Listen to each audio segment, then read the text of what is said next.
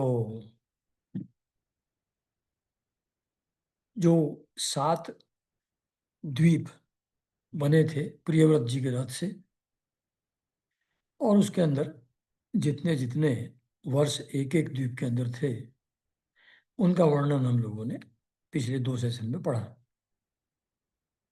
तो अब उसके आगे का स्टेप है, उसी प्रकार का है, मतलब जो समझ में आने वाला नहीं है मतलब।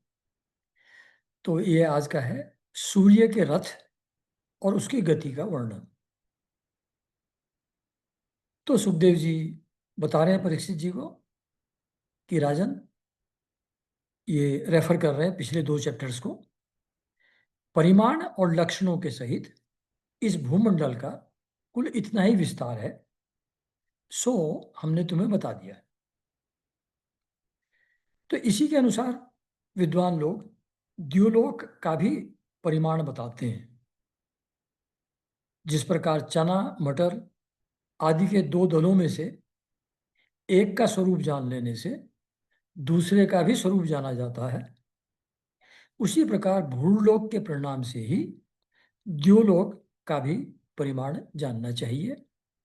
और इन दोनों के बीच अंतरिक्ष लोक है, यह इन दोनों का संधि स्थान है ना। तो जो अदर साइड थी वर्ल्ड की, जहां अंधेरा था, वो परिमाण उसका भी इतना ही है जितना इस तरफ वाले का है, जो 7 द्वीप वाली पृथ्वी है। इन दोनों के बीच में अंतरिक्ष है, यानी कि स्पेस है, जिसमें भूत प्रेत लोग रहते हैं, उनका रहने का स्थान है अंतरिक्ष लोक।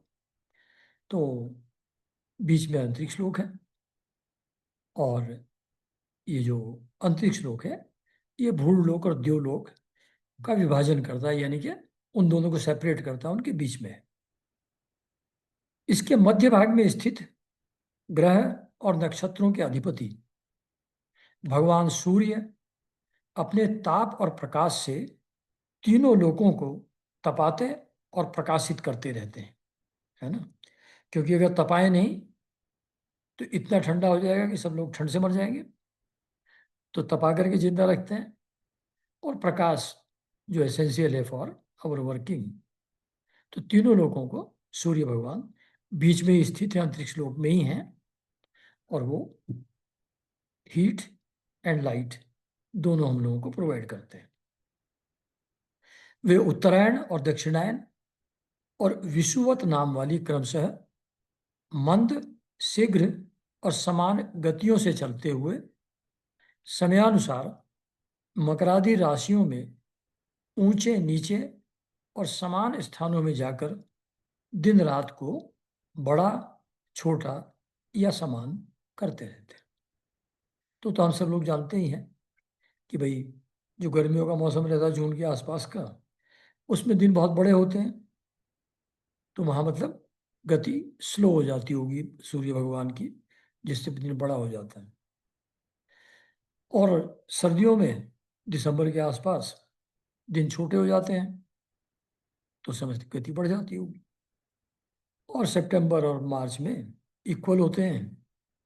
तो उसका ही जिक्र है ये कि वे उत्तरायण, दक्षिणायन और विषुवत नाम वाली क्रमशः मंद, तो उत्तरायण वाली मंद गति है, दक्षिणायन शीघ्र गति है, और विषुवत वो समान गति है सूर्य की जिस समय रहती है। उसके अनुसार जितनी भी हमारी राशियां हैं, मकर आदि राशियों में ऊंचे नीचे समान स्थानों में जाकर दिन रात को बड़ा छोटा या समान करते हैं। जब सूर्य भगवान मेष या तुला राशि पर आते हैं, तब दिन रात समान हो जाते हैं। जब वृष आदि 5 राशियों में चलते हैं, तब प्रति मास रात्रियों में एक एक घड़ी कम होती जाती है, यानी कि अराउंड 24 मिनट्स। एक घड़ी को कहते हैं 24 मिनट्स। तो जब वृषादि 5 राशियों में सूर्य चलते हैं, तब प्रति मास रात्रियों में एक एक घड़ी कम होती जाती है। हर महीने 24 मिनट्स रात कम हो जाती है, और उसी हिसाब से दिन बढ़ते जाते हैं, क्योंकि टोटल 24 घंटे ही रहेंगे। जब वृश्चिक आदि राशियों में, 5 राशियों में चलते हैं सूर्य भगवान, तब दिन और रात्रियों के में इसके विपरीत परिवर्तन होता है, यानी कि रात बड़ी होती जाती हैं और दिन छोटे होते जाते हैं। इस प्रकार दक्षिणायन आरंभ होने तक दिन बढ़ते रहते हैं और उत्तरायण लगने तक रात्रियां बढ़ती रहती हैं। तो ये नॉर्मल ईयर में दिन रात कैसे बढ़ते घटते हैं उसका वर्णन यहाँ किया है। इस प्रकार पंडित जन मानसोत्तर पर्वत पर सूर्य की परिक्रमा का मार्ग 9 करोड़ 51 लाख योजन का बताते हैं। जो उनका टोटल मूवमेंट होता है, एक परिक्रमा जो करते हैं सूर्य भगवान, वो 9 करोड़ 51 लाख योजन की है। इस पर्वत पर मेरु के पूर्व की ओर इंद्र की देवधानी, दक्षिण में यमराज की संयमनी, पश्चिम में वरुण की निम्नलोचनी और उत्तर में चंद्रमा की विभावरी नाम की पुरियां हैं। तो ये 4 पुरी हैं ये इस मानसोत्तर पर्वत के उत्तर दक्षिण पूरब पश्चिम में। तो पूरब की तरफ इंद्र की राजधानी है जिसको देवधानी कहते हैं, देवताओं की इसलिए देवधानी कह रहे हैं। दक्षिण में यमराज की राजधानी है, उसका नाम संयमनी है। और पश्चिम में वरुण की निम्नलोचनी है और उत्तर में चंद्रमा की विभावरी नाम की पुरियां हैं। इन पुरियों में मेरु के चारों ओर समय समय पर सूर्योदय, मध्याह्न, सायकाल और अर्धरात्रि होते रहते हैं। इन्हीं के कारण संपूर्ण जीवों की प्रवृत्ति या निवृत्ति होती है। मतलब जब दिन का समय होता है अलग अलग पुरियों में, तब वो टाइम फॉर एक्शन है, प्रवृत्ति। और जब रात हो जाती है तो आराम से सो जाते हैं, काम काज से निवृत्त हो जाते हैं, तो निवृत्ति हो जाती है। तो इन्हीं के कारण ये जो सूर्य की गति के कारण से सूर्योदय, मध्याह्न, सायकाल और अर्धरात्रि होते रहते हैं और इन्हीं के कारण संपूर्ण जीवों की प्रवृत्ति या निवृत्ति होती है। राजन, जो लोग सुमेरु पर रहते हैं उन्हें तो सूर्य देव सदा मध्यकालीन रहकर ही तपाते रहते हैं, क्योंकि जो साइड में है उनमें फर्क पड़ता है, जो सेंटर में है कहते हैं उस पर वो हमेशा ऊपर ही बने रहते हैं। जैसे हम लोग जो थोड़ा बहुत जानते हैं कि जो अ, उत्तर ध्रुव है हमारा, वहाँ गर्मियों में सनसेट लगभग होता ही नहीं, बना ही रहता है। और ऐसे ही साउथ पोल पर सर्दियों के मौसम में बना रहता है। तो वो वहाँ फिर रात और दिन का विभाग समाप्त सा हो जाता है। तो वही यहाँ कह रहे हैं कि सुमेरु पर्वत पर जो लोग रहते हैं वहाँ हमेशा नून टाइम ही रहता है। वे अपनी गति के अनुसार अश्विनी आदि नक्षत्रों की ओर जाते हुए यद्यपि मेरु को बाईं ओर रखकर चलते हैं, तो भी सारे ज्योतिर्मंडल को घुमाने वाली निरंतर दाईं ओर बहती हुई प्रवाह वायु द्वारा घुमा दिया जाने से वे उसे दाईं ओर रखकर चलते जान पड़ते हैं।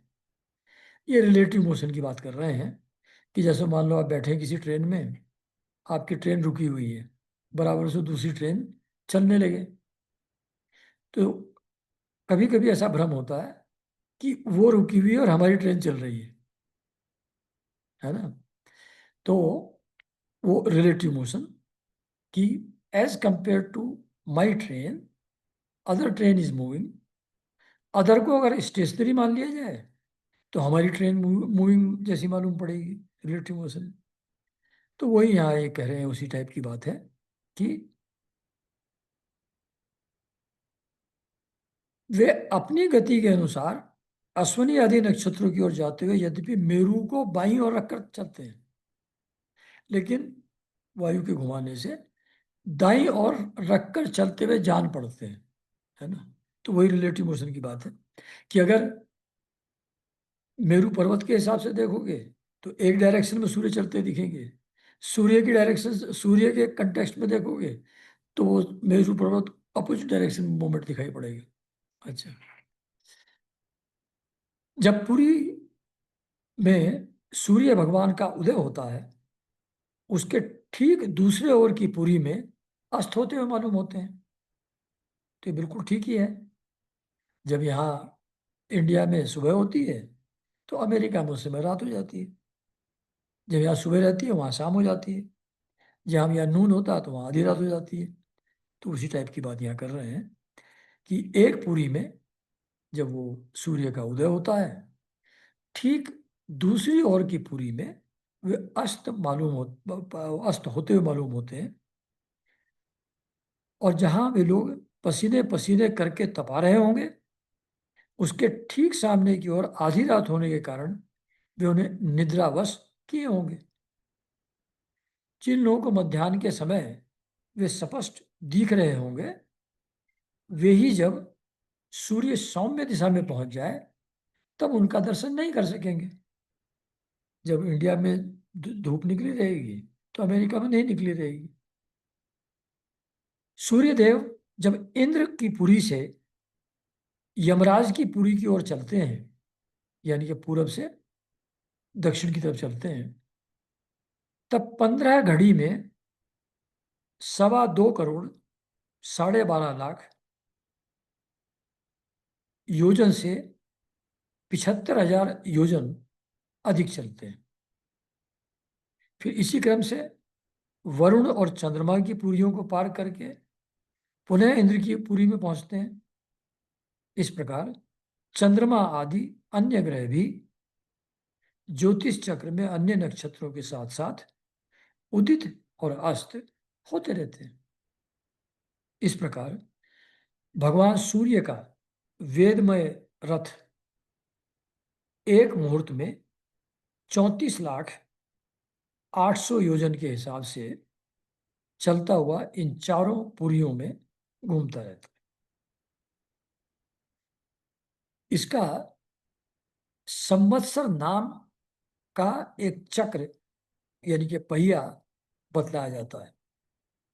सूर्य भगवान का जो सिंबल भी दिखाते हैं ना, रथ जैसा दिखाते हैं ना गोल, इसका संवत्सर नाम का एक चक्र यानी कि पहिया बतलाया जाता है। उसमें मास रूप 12 अरे हैं। हर महीने के हिसाब से एक स्पोक है उसके अंदर, पहिए के अंदर। ऋतु रूप 6 नेमिया हाल हैं और 3 चौमासे रूप, 3 3 महीने के जो 4 डिवीजन है साल भर के, वो नाभि यानी कि अवन है उस पहिए के। इस रथ की धुरी का एक सिरा मेरू पर्वत की चोटी पर है और दूसरा मानसोत्तर पर्वत पर है। सूर्य के जो 2 पहिए हैं, एक मेरू पर्वत के ऊपर है और एक मानसोत्तर के ऊपर है। इसमें लगा हुआ यह पहिया कोल्हू के पहिए के समान घूमता हुआ मानसोत्तर पर्वत के ऊपर चक्कर लगाता है। अब ये किधर क्या चक्कर लगा रहा है मुझको समझ में नहीं आ रहा है पर लगा रहा होगा जहां लगा रहा होगा। हाँ? इस धुरी में जिसका मूल भाग जुड़ा हुआ है, ऐसी एक धुरी और है। वह लंबाई में इससे चौथाई है। उसका ऊपरी भाग तैल यंत्र के धुरे के समान ध्रुवलोक से लगा हुआ है ना। तो ये जो पहिया है वो रथ है सूर्य भगवान का, उसका एक पहिया मानसोत्तर पर्वत एक मेरू पर्वत पर है और बीच में एक चौथाई भाग का एक और धुरी है, वो ध्रुवलोक पर टिकी हुई है ना। अब इनकी कहाँ होगी कंपेरेटिव लोकेशन मालूम नहीं है। इस रथ में बैठने का स्थान, जिसमें सूर्य भगवान बैठते हैं रथ के अंदर, बैठने का जो स्थान है यानी कि सीट है, वो 36 लाख योजन लंबा और 9 लाख योजन चौड़ा है। इसका जुआ भी 36 लाख योजन ही लंबा है। उसमें अरुण नाम के सारथी ने गायत्री आदि छंदों के से नाम वाले 7 घोड़े जोत रखे हैं। वे ही इस रथ पर बैठे हुए भगवान सूर्य को ले चलते हैं। तो जो अरुण है वो उनके सारथी हैं, और गायत्री अनुष्टुप ये जो छंद है 7, इन्हीं नामों के 7 घोड़े हैं। वो उस रथ को खींचते हैं और इस रथ में बैठे हुए भगवान सूर्य को वो अरुण जी लेकर के चलते हैं इन 6-7 घोड़ों के रथ के द्वारा। सूर्य देव के आगे उन्हीं के मुंह करके बैठे हुए अरुण उनके सारथी का कार्य करते हैं। सूर्य देव के सामने बैठे हुए हैं वो, लेकिन मुंह सूर्य देव की तरफ किया हुआ है, फिर आगे देखते कैसे होंगे। तो सूर्य देव के आगे उन्हीं की ओर मुंह करके बैठे हुए अरुण उनके सारथी का कार्य करते हैं। भगवान सूर्य के अंगूठे के पौरवे के बराबर आकार वाले बाल खिल्यादि 60,000 ऋषि स्वस्ति वाचन के लिए नियुक्त हैं। वे उनकी स्तुति करते रहते हैं। तो बाल खिल्यादि ऋषि हैं, उनका नंबर है 60,000। वो 60,000 रथ के आगे आगे चलते हैं और भगवान सूर्य की स्तुति करते जाते हैं। इनके अतिरिक्त ऐसे अकेले नहीं घूमते सूर्य भगवान, बोर नहीं होते हैं, बहुत उनके साथ तामझाम रहता है। तो बाल खलियादि ऋषि तो उनकी स्तुति करते हैं। इनके अतिरिक्त ऋषि, गंधर्व, अप्सरा, नाग, यक्ष, राक्षस और देवता भी, जो कुल मिलाकर 14 हैं, किंतु जोड़े से रहने के कारण 7 गण कहे जाते हैं, प्रत्येक मास में भिन्न भिन्न नामों वाले होकर अपने भिन्न भिन्न कर्मों से प्रत्येक मास में भिन्न भिन्न नाम धारण करने वाले आत्मस्वरूप भगवान सूर्य की दो दो मिलकर उपासना करते हैं। मतलब सूर्य हर महीने का जो मूवमेंट होता है, अलग अलग राशि में जब मूवमेंट सूर्य भगवान का होता है, तो उसमें सूर्य भगवान का नाम भी बदलता जाता है। जैसे 12 आदित्य कहते हैं ना, सूर्य के 12 नाम हैं, तो वो हर महीने उनका नाम बदलता जाता है। और हर महीने जो उनकी सेवा में उपस्थित रहते हैं ऋषि, गंधर्व, अप्सरा, नाग, यक्ष, राक्षस, ये बदलते जाते हैं। मतलब एक महीने में ऋतंबरा अगर अप्सरा है तो दूसरे में रंभा हो जाएगी, तीसरे में उर्वशी हो जाएगी, लाइक दैट। और ऐसे ही ये जो नाग हैं, यक्ष हैं, राक्षस हैं, ये लोग भी बदलते जाते हैं। तो दो दो का पेयर इनका रहता है, वो अटेंडेंस में रहते हैं इनकी। राक्षस लोग इनका रथ धकेलते हैं पीछे से। अच्छा, वो आगे आएगा कहीं, यहाँ नहीं लिखा है ये। तो ये 7 गण हैं, जो टोटल 14 थे, दो दो हर महीने रहते हैं, इससे कवर होता है। आत्मस्वरूप भगवान सूर्य की दो दो मिलकर उपासना करते हैं। तो ये सब लोग भी उपासना करते हैं, मतलब, और 60,000 ऋषि तो करते ही रहते हैं।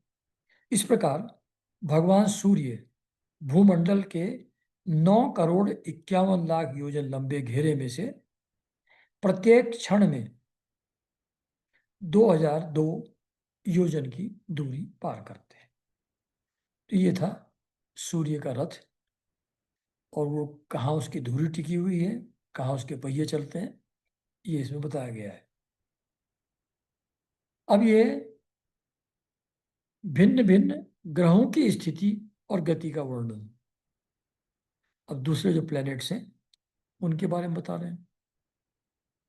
तो राजा परीक्षित ने पूछा, भगवान, आपने जो कहा कि यद्यपि भगवान सूर्य राशियों की ओर जाते हुए मेरु और ध्रुव को दाईं ओर रखकर चलते हुए मालूम होते हैं, किंतु वस्तुतः उनकी गति दक्षिणावर्त नहीं होती। इस विषय को हम किस प्रकार समझें? मतलब दाईं तरफ रख कर चल रहे हैं और लगता है कि बाईं तरफ रख कर चल रहे हैं, तो इसको समझें कैसे? ऐसा परीक्षित जी ने पूछा सुखदेव जी से। तो सुखदेव जी एक्सप्लेन कर रहे हैं, राजन, जैसे कुम्हार के घूमते हुए चाक पर बैठकर उसके साथ घूमती हुई चींटी आदि की अपनी गति उससे भिन्न ही है, क्योंकि वह भिन्न भिन्न समय में उस चक्र के भिन्न भिन्न स्थानों में देखी जाती है। मतलब जो पहिया चाक घूम रहा है कुम्हार का, उसकी एक गति है, उस चाक पे ऊपर एक चींटी चींटी बैठी है, चींटी उस चाक के ऊपर चल रही है। तो विद रेफरेंस टू चाक उसका एक मूवमेंट है, लेकिन अगर चाक और चींटी का कॉम्बाइंड उसकी देखी जाए relative velocity with reference to धुरी, तो वो डिफरेंट हो जाएगी। तो वही बता रहे हैं यहाँ पर ये। उसी प्रकार नक्षत्र और राशियों से उपलक्षित काल चक्र में पढ़कर ध्रुव और मेरु को दाएं रखकर घूमने वाले सूर्य आदि ग्रहों की गति वास्तव में उससे भिन्न ही है, क्योंकि वे काल भेद से भिन्न भिन्न राशि और नक्षत्रों में देख पड़ते हैं। तो ये रिलेटिव मोशन की बात है, एक्चुअल क्या कह रहे हैं मुझको भी पता नहीं है। वेद और विद्वान लोग भी जिनकी गति को जानने के लिए उत्सुक रहते हैं, वे साक्षात आदि पुरुष भगवान नारायण ही लोगों के कल्याण और कर्मों की शुद्धि के लिए अपने वेद में विग्रह काल को 12 मासों में विभक्त कर वसंत आदि 6 ऋतुओं में उनके यथा योग्य गुणों का विधान करते हैं। तो सूर्य भगवान के रूप में भी भगवान नारायण ही हैं, तो वही लोगों के कल्याण और कर्मों की शुद्धि के लिए अपने वेद में विग्रह काल को, यानी कि जो टाइम है, दैट टाइम वैसे तो एटर्नल है, टाइम तो कभी खत्म होता नहीं, लेकिन हम लोगों के व्यवहारिक रूप में वो 12 महीनों में डिवाइडेड है, डिवाइड कर देते हैं, और उस 12 महीने के हिसाब से अलग अलग ऋतु और ये 6 ऋतु अलग अलग उस विभाग के कारण से साल भर की हो जाती हैं। फिर अगले साल फिर वैसा ही चक्र सेम रहता है। तो eternal time is divided in cycles of 1 year each, और उस 1 ईयर में भी 2 महीने की एक ऋतु रहती है। तो ये भगवान नारायण इस तरीके से मूवमेंट करते हैं। इस लोक मतलब उन्होंने, भगवान नारायण ने समय का डिवीजन इस प्रकार किया हुआ है, ईयर वाइज किया हुआ है, और ईयर के अंदर ऋतु वाइज किया हुआ है। इस श्लोक में वर्णाश्रम धर्म का अनुसरण करने वाले पुरुष वेद त्रयी द्वारा, यानी कि ऋग्वेद, सामवेद और कौन सा, अथर्व तो नहीं होता, अथर्व तो फोर्थ है, यजुर्वेद, ऋग्वेद, यजुर्वेद, सामवेद। तो इस वेद त्रयी द्वारा प्रतिपादित छोटे बड़े कर्मों से इंद्र आदि देवताओं के रूप में और योग के साधनों से अंतर्यामी रूप में उनकी श्रद्धा पूर्वक आराधना करके सुगमता से ही परम पद प्राप्त कर सकते हैं। तो जो ये भारतवर्ष है, जो कर्म भूमि है, जहाँ वर्णाश्रम धर्म व्यवस्था को लोग मानते हैं, ब्राह्मण, क्षत्रिय, वैश्य, शूद्र, ब्रह्मचर्य आश्रम, गृहस्थाश्रम, वानप्रस्थ और संन्यास, तो जो इन डिविजन्स को फॉलो करते हैं, जो वेद त्रयी में प्रतिपादित है, यानी कि वेदों में जिनका वर्णन है, उन वेद मंत्रों के द्वारा जो हमारे वर्णाश्रम धर्म को मानने वाले लोग हैं, वो छोटे छोटे बड़े कर्मों, अनुष्ठानों, यज्ञों आदि के द्वारा इंद्र आदि देवताओं की आराधना करते हैं, और इसी तरीके से योग के द्वारा भगवान नारायण की डायरेक्टली आराधना भी करते हैं। तो दोनों रूप में होती है, देवताओं के रूप में भी और परम ब्रह्म परमेश्वर के रूप में भी। भगवान सूर्य मतलब जो यज्ञ हवन के द्वारा होगी वो देवताओं की पूजा होगी, जो योग के द्वारा करते हैं वो परमात्मा की आराधना उसमें होती है। भगवान सूर्य संपूर्ण लोकों के आत्मा हैं। वे पृथ्वी और द्युलोक के मध्य में स्थित आकाश मंडल के भीतर काल चक्र में स्थित होकर 12 मासों को भोगते हैं, जो संवत्सर के अवयव हैं। संवत्सर मतलब साल, एक वर्ष, और वो अलग अलग जो 12 राशि हैं उसमें से मूव करते हैं, तो कहते हैं 12 राशियों को भोगते हैं सूर्य भगवान इस मूवमेंट के थ्रू, जो मेष आदि राशियों के नाम से प्रसिद्ध है। इनमें से प्रत्येक मास चंद्रमा से शुक्ल और कृष्ण दो पक्ष का है। हर महीना जो है वो चंद्र पक्ष और शुक्ल पक्ष महीने का होता है, तो उसके दो विभाग है हर महीने के। इनमें से प्रत्येक मास, ये हो गया पितृमान में एक रात और एक दिन का सौरमन नाम से 2.25 नक्षत्र बताया जाता है, जितने काल में सूर्य देव एक संवत्सर का छठा भाग भोगते हैं। यानी कि 2 महीने का जो पीरियड है, इनमें प्रत्येक मास उसका हो गया पितृमान से एक रात और एक दिन तथा सौर मान से 2.25 नक्षत्र का बताया जाता है। ये थोड़ा कॉम्प्लिकेटेड है। पितृमान मतलब जो हम लोगों का दिन और रात एक होता है। ये जो एक महीने के दो भाग हैं, शुक्ल पक्ष और रात्रि पक्ष, शुक्ल और दूसरा कृष्ण पक्ष, ये 15-15 दिन पितरों का दिन और रात होता है। जो पितृ हैं, पितृलोक में जो रहते हैं, उनका एक दिन हमारे 15 दिन के बराबर है, और उनकी एक रात हमारे 15 दिन यानी कि कृष्ण पक्ष के बराबर है। और सौरमान से, यानी कि अगर सूर्य के हिसाब से देखें तो ये 2 नक्षत्र का डिवीजन है। जितने काल में सूर्य देव संवत्सर का छठा भाग भोगते हैं, उसका वह अवयव ऋतु कहा जाता है। यानी कि हर 2 महीने का जो मूवमेंट सूर्य का है वो अलग अलग वसंत ऋतु, ग्रीष्म ऋतु, शिशिर, हेमंत, ये जो अलग अलग 6 ऋतु हैं, ये 2-2 महीने के पीरियड सूर्य के मूवमेंट के हिसाब से बदलते रहते हैं इस पृथ्वी पर। उसके हिसाब से मौसम भी यहाँ बदलता जाता है।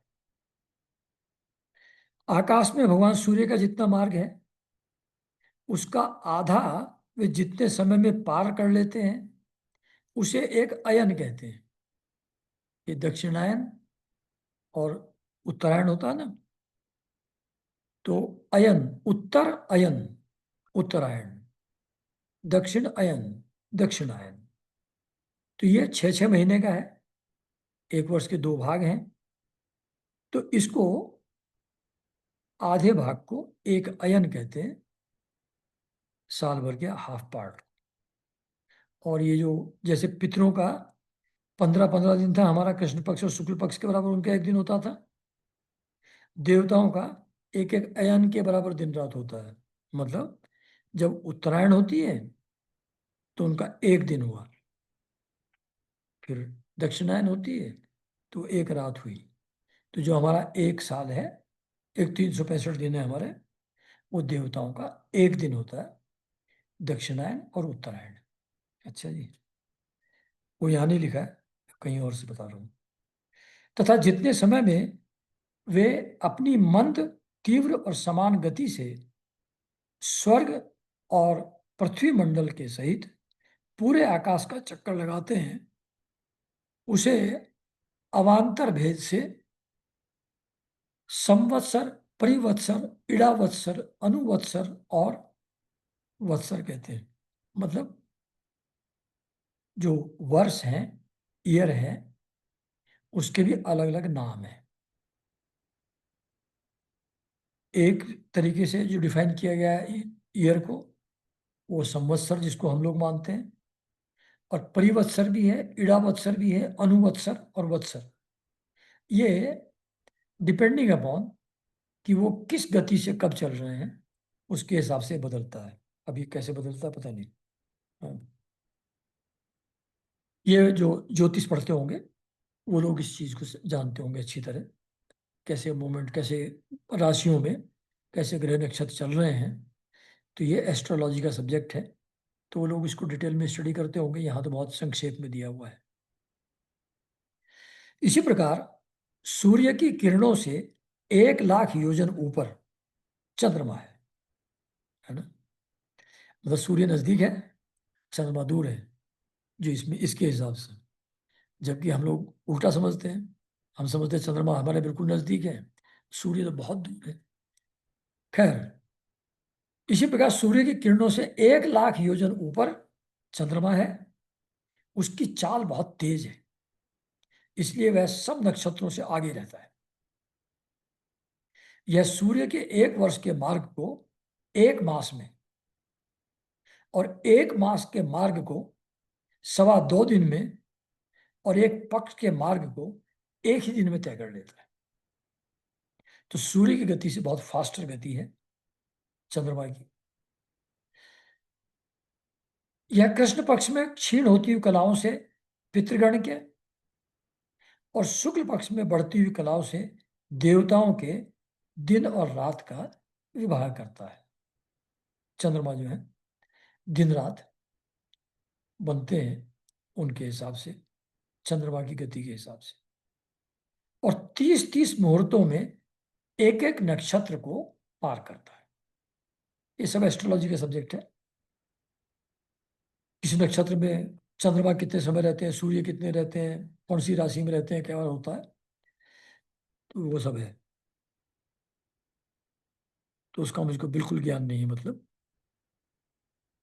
ये जो 16 है कलाओं से युक्त मनोमय, अन्नमय, अमृतमय पुरुष स्वरूप भगवान चंद्रमा है। ये मनोमय भी है, जैसे मन को कंट्रोल, मन को जो इफेक्ट करता है वो चंद्रमा करता है। और ये साइंटिफिकली भी लोग जानते हैं कि जब पूर्णिमा का समय होता है तो जो थोड़ा अनस्टेबल माइंड के होते हैं ना, तो उनकी जो प्रॉब्लम है बढ़ जाती है, जो पूर्णिमा के टाइम पर। तो मन को अफेक्ट करता है चंद्रमा, और जो फिर मोती शायद पहनाते हैं उसके लिए, उसके इफेक्ट को कम करने के लिए चंद्रमा। तो वो मनोमय है, मन के कंट्रोलर हैं। और मन जो, जब वो डिस्कशन हुआ था पहले कि वो 11 इंद्रियां हैं, तो 10 इंद्रियां होगी 5-5 करके, और एक मन। तो मन के देवता चंद्रमा वहां बताया गया था। जैसे हाथों के देवता इंद्र, पैरों के देवता विष्णु, ऐसे ही चंद्रमा मन के देवता है। तो वही यहाँ कह रहे हैं कि वो मनोमय है, मन के देवता है। अन्नमय है, ऐसा कहा जाता है कि जो पृथ्वी पर जो अन्न पैदा होता है वो चंद्रमा की अमृतमयी किरणों से पैदा होता है। फिर तो अन्नमय भी हैं, मनोमय हैं चंद्रमा जी। और अमृतमय पुराण पुरुष, पुरुष स्वरूप, अमृतमय पुरुष स्वरूप भगवान चंद्रमा ये हैं। यही देवता, पितर, मनुष्य, भूत, पशु, पक्षी, सरीसृप और वृक्ष आदि समस्त प्राणियों के प्राणों का पोषण चंद्रमा करते हैं। इसलिए इन्हें सर्वमय कहा जाता है। सभी का पोषण चंद्रमा के कारण से होता है। चंद्रमा से 3 लाख योजन ऊपर अभिजीत के सहित 28 नक्षत्र हैं। भगवान ने इन्हें काल चक्र में नियुक्त कर रखा है। मतलब टाइम के हिसाब से इनका मूवमेंट होता रहता है। तो दे डिस्चार्ज देयर फंक्शंस, जो काल चक्र को मेंटेन करने के लिए ये 28 नक्षत्र अलग अलग गतियों से घूमते रहते हैं। अतः ये मेरु को दाईं ओर रखकर घूमते हैं। इनसे 2 लाख योजन ऊपर शुक्र दिखाई देता है। यह सूर्य की शीघ्र, मंद और समान गतियों के अनुसार उन्हीं के समान कभी आगे, कभी पीछे और कभी साथ साथ रहकर चलता है। ये शुक्र की मूवमेंट के बारे में बताया जा रहा है। तो इसको वही समझ सकते हैं जो एस्ट्रोलॉजी पढ़ते हैं कि कौन से नक्षत्र का, कौन से ग्रह का मूवमेंट किस किस महीने में, किस किस नक्षत्र में कैसे होता है। That they will be knowing. इसलिए लोगों को प्रायः सर्वदा ही अनुकूल रहता है। यह वर्षा करने वाला ग्रह है शुक्र। तो शुक्र जब फेवरेबल कंडीशन में होगा तो बारिश बारिश ठीक से होगी। इसलिए लोगों को प्रायः सर्वदा ही अनुकूल रहता है। तो एवरीबडी वो उसको चाहेंगे कि ये रहे। इसकी गति का ऐसा अनुमान होता है कि यह वर्षा रोकने वाले ग्रहों को शांत कर देता है। शुक्र जो है, जो वर्षा को रोकने वाले ग्रह हैं उनको कंट्रोल करता है शुक्र। शुक्र की गति के साथ साथ बुध की भी व्याख्या हो गई। शुक्र के अनुसार ही बुध की गति भी समझ लेनी चाहिए, क्योंकि शुक्र के साथ ही रहते हैं ना बुध, उन्हीं के पुत्र हैं। यह ने हाँ, यह चंद्रमा का पुत्र शुक्र, यह चंद्रमा का पुत्र शुक्र से 2 लाख योजन ऊपर है। बुध जो है वो चंद्रमा का पुत्र है और वो शुक्र से 2 लाख योजन ऊपर है। यह प्रायः मंगलकारी ही है। बुध नॉर्मली गुड लक ही लाता है,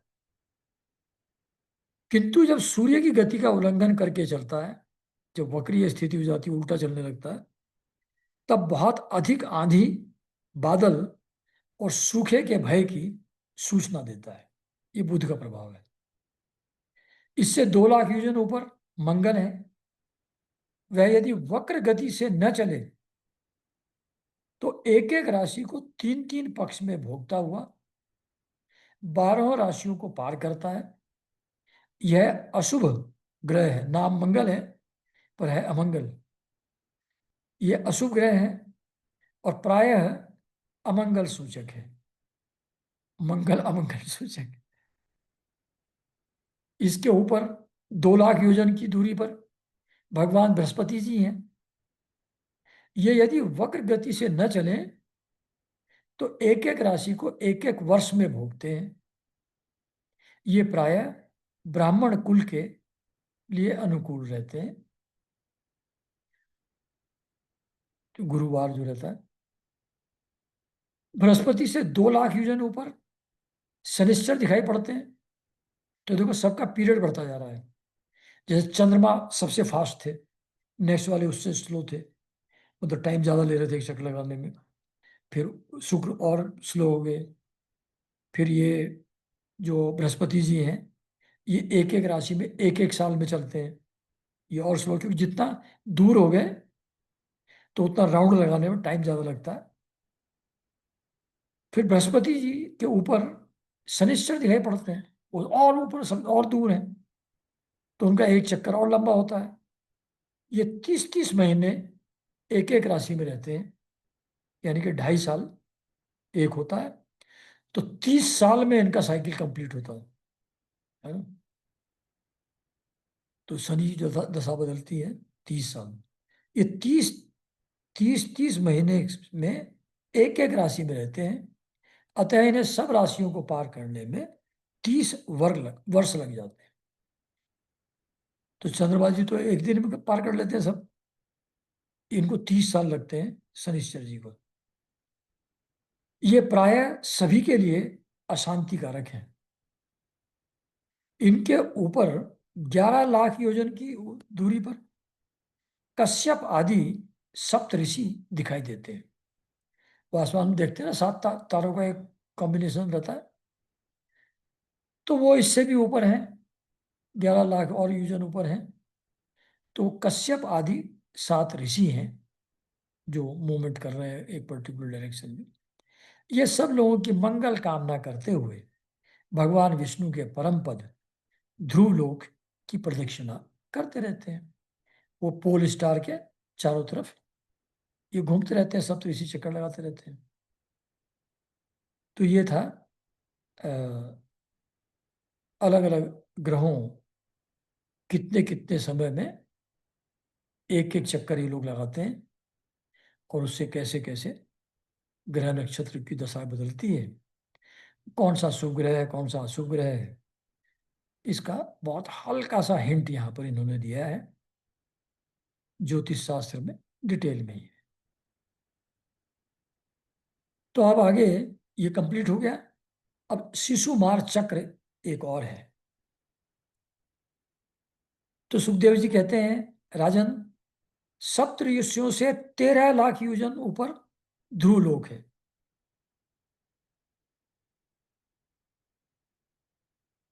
ध्रुव लोक का चक्कर लगाते हैं सप्तऋषि, लेकिन बता रहे हैं कि ये ध्रुव लोक से 17 लाख योजन ऊपर है। इसे भगवान विष्णु का परम पद कहते हैं, ध्रुव लोक को। यहाँ उत्तानपाद के पुत्र परम भगवत भक्त ध्रुव जी विद्यमान है। अग्नि, इंद्र, प्रजापति कश्यप और धर्म, ये ये सब एक साथ अत्यंत आदर पूर्वक इनकी प्रदक्षिणा करते हैं ध्रुव जी की। अब भी कल्प पर्यंत रहने वाले लोग इन्हीं के आधार पर स्थित हैं। ये ध्रुव लोक के चारों तरफ इन सब ग्रह नक्षत्रों का मूवमेंट है। तो यही आधार है जिसके चारों तरफ सब ग्रह नक्षत्र घूमते रहते हैं। सदा जागते रहने वाले अव्यक्त गति भगवान काल के द्वारा जो ग्रह नक्षत्र आदि ज्योतिर्गण निरंतर घुमाए जाते हैं, टाइम के हिसाब से घूमते हैं। तो time is the real reason for their movement. भगवान ने ध्रुवलोक को ही उन सब के आधार स्तंभ से नियुक्त किया है। वो फोकल पॉइंट है, उसके चारों तरफ सब मूवमेंट होता है। अतः यह एक स्थान में रहकर सदा प्रकाशित होता है। ध्रुवलोक जो है, तो पोल स्टार जो है वो एक ही जगह रहेगा, और बाकी सारे जो स्टार उसके चारों तरफ घूमते रहते हैं। जिस प्रकार दाएं चलाने के समय, अब आजकल के बच्चे तो नहीं जानते, पर हम लोग जब गांव में रहते थे तो एक बीच में खंबा रहता था, उसमें 7-8 बैल अलग अलग रस्सियों से आपस में जोड़ करके उस पोल के से बांध दिए जाते थे, और उसके पोल के चारों तरफ वो बैल घूमते थे, और नीचे गेहूं जो काट के रखा हुआ वो डाला हुआ है, उनके खुर से वो भूसी अलग होती थी, अनाज अलग होता था उसके जो स्टेम से, है ना। उसको कहते थे दाएं। दाएं चल रही है मतलब पोल के चारों तरफ बैल घूम रहे हैं। जिस प्रकार दाएं चलाने के समय अनाज को खूंदने वाले पशु छोटी बड़ी और मध्यम रस्सी में बंधकर क्रमशः निकट, दूर और मध्य में रहकर खंभे के चारों ओर मंडल बांधकर घूमते रहते हैं। तो ये तो आप जानते हैं, आप लोगों ने तो देखा होगा। तो वो सारे बैल जो हैं एक एक रस्सी से एक दूसरे से बंधे हुए हैं। तो एक सबसे इनर सर्किल में घूमेगा, एक उससे बाहर के सर्किल में घूमेगा, एक और बाहर के सर्किल में घूमेगा। वो उस हिसाब से रस्सी उसकी लंबी है। तो जिस तरीके से ये चारों तरफ घूमते रहते हैं, उसी प्रकार सारे नक्षत्र और ग्रहगण बाहर भीतर के क्रम से इस काल चक्र में नियुक्त होकर ध्रुव लोक का ही आश्रय लेकर, वही पोल है, वायु की प्रेरणा से कल्प के अंत तक घूमते रहते हैं। कल्प के अंत तक घूमते रहते हैं, क्योंकि जब कल्प समाप्त हो जाता है फिर तो ये समाप्ति हो जाते हैं, सो जाते हैं सब। ब्रह्मा जी इनको सबको समेट लेते हैं अपने अंदर। जिस प्रकार मेघ और बाज आदि पक्षी अपने कर्मों की सहायता से वायु के अधीन रहकर आकाश में उड़ते हैं, उसी प्रकार ज्योतिर्गण भी प्रकृति और पुरुष के संयोगवश अपने अपने कर्मों के अनुसार चक्कर काटते रहते हैं, पृथ्वी पर नहीं गिरते, है ना। तो जो ग्रह नक्षत्रों के अपने कर्म है उसके हिसाब से उनका मूवमेंट होता रहता है, और पृथ्वी पर गिरते नहीं वो आकाश में घूमते रहते हैं चारों तरफ।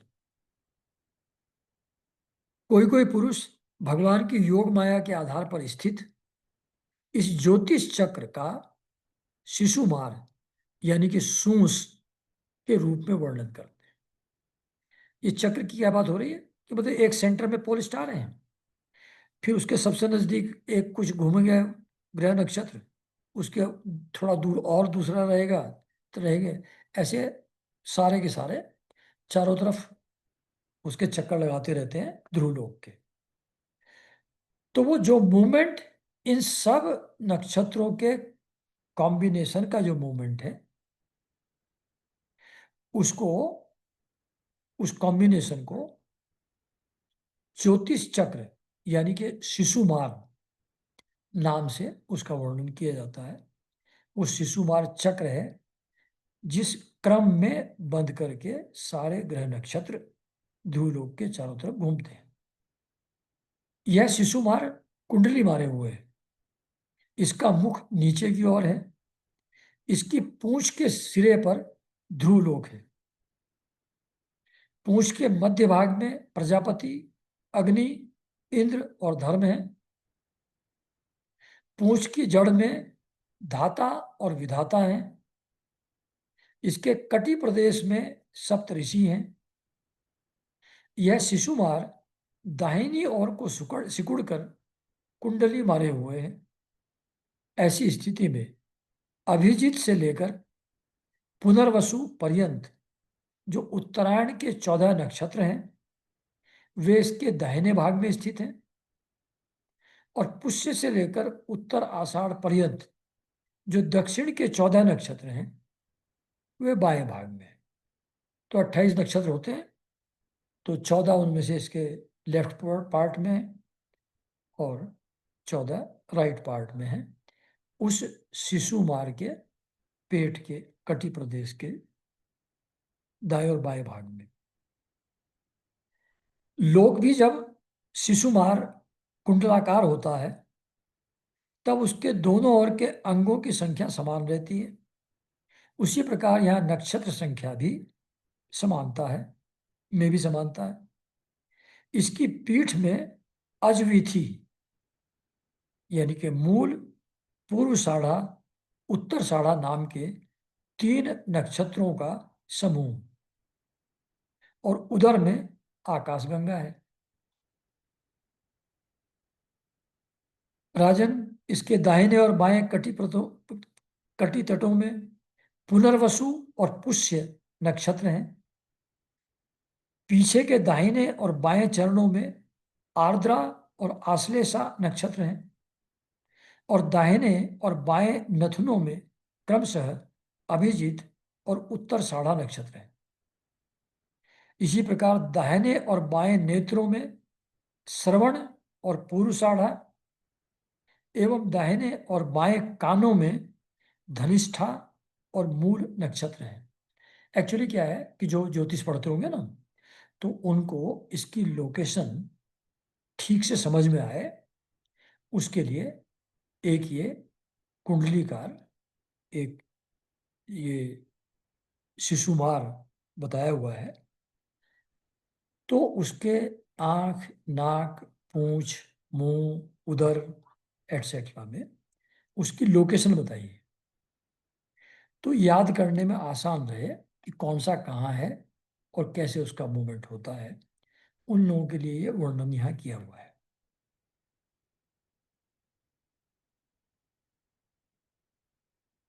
इसी प्रकार ये हो गया।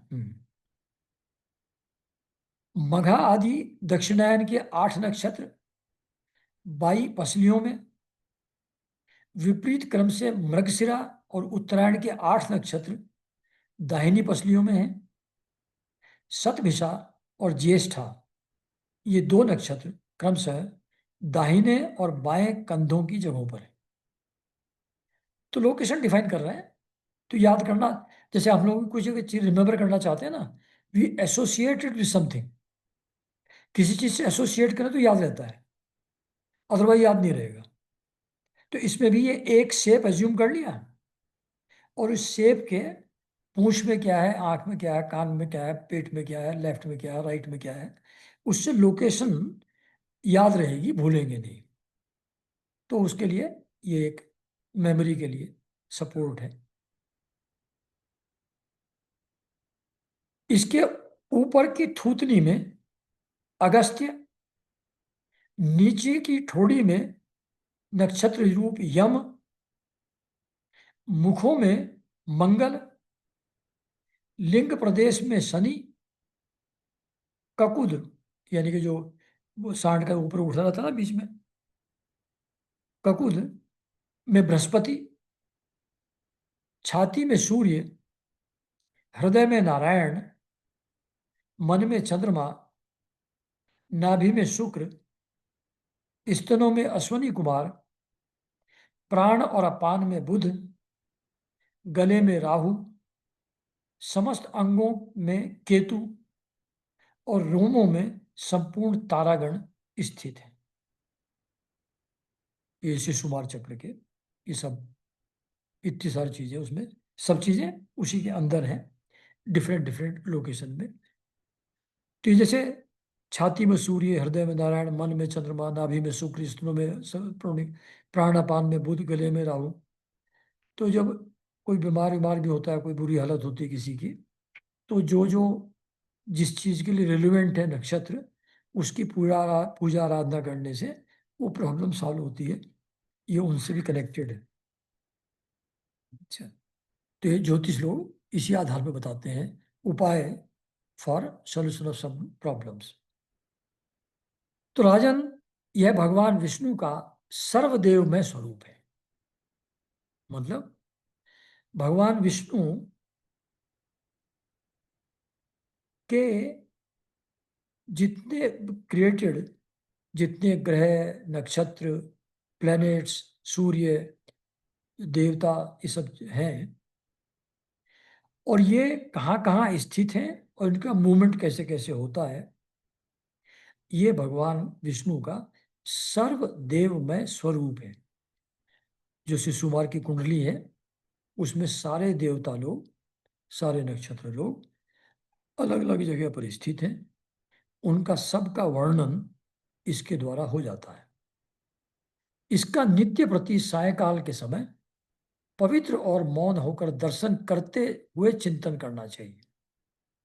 मतलब इसकी फिगर सामने रखिए, शिशुमार चक्र, उसके नक्षत्र वक्षत्र कौन से कहाँ कहाँ हैं उसको मार्क करिए। तो ऐसा मार्क के मिलता होगा, कहीं बाजार में मिलता होगा शिशुमार चक्र, कहाँ कहाँ उसमें ग्रह नक्षत्रों की दिशाएं हैं। तो इसका नित्य प्रति सायकाल के समय पवित्र और मौन होकर दर्शन करते हुए चिंतन करना चाहिए तथा इस मंत्र का जप करते हुए भगवान की स्तुति करनी चाहिए। तो क्या मंत्र है? संपूर्ण ज्योतिर्गणों के आश्रय, काल चक्र स्वरूप, सर्व देवाधिपति, परम पुरुष परमात्मा का हम नमस्कार पूर्वक ध्यान करते हैं। तो मतलब सारे ज्योतिष चक्र जो हैं, जो ग्रह नक्षत्र हैं, उनका सबका आश्रय जो भगवान है और जो काल चक्र स्वरूप हैं, जो डिफाइन करते हैं पीरियड को, ऋतुओं को, दिन रात का विभाग करते हैं। तो ये काल चक्र रूप है भगवान का, जो समय की डिफरेंट डायमेंशंस को डिपिक्ट करता है। और सर्व देवाधिपति, सभी देवताओं के अधिपति, उनके स्वामी, सभी देवताओं के भी भगवान है। तो ऐसे जो भगवान है, जो ज्योतिर्गणों के आश्रय हैं, काल चक्र स्वरूप हैं, सब देवताओं के अधिपति हैं, ऐसे परम पुरुष परमात्मा का हम नमस्कार पूर्वक ध्यान करते हैं। ये उस शिशुमार चक्र में अलग अलग स्थिति में जो ग्रह नक्षत्र और सप्तऋषि हैं, उसको देखते हुए इस मंत्र का जप सुबह शाम करना चाहिए। ग्रह नक्षत्र और ताराओं के रूप में जो भगवान का आधिदैविक रूप प्रकाशित हो रहा है, वह तीनों समय उपयुक्त मंत्र का जप करने वाले पुरुषों के पाप को नष्ट कर देता है। जो पुरुष प्रातः, मध्याह्न और साय तीनों काल उनके इस आधिदैविक स्वरूप का नित्य प्रति चिंतन और वंदन करता है, उसके समय, उसके उस समय किए हुए पाप तुरंत नष्ट हो जाते हैं। मतलब किसी भी तरीके से भगवान की पूजा आराधना में हम लोग लगे रहें, तो उससे कैसे पाप नष्ट होंगे, तो ये प्रलोभन हम लोगों को यहाँ बीच बीच में देते रहते हैं, है ना। तो यहाँ पर ये चैप्टर समाप्त हो जाता है कि भगवान का सर्वदेवमय स्वरूप का वर्णन हुआ है अभी पिछले 2 चैप्टर में। उसका नित्य प्रति जो चिंतन और वंदन करेगा, उसके सभी पाप नष्ट हो जाएंगे। ठीक है, तो यहाँ पर ये समाप्त होता है।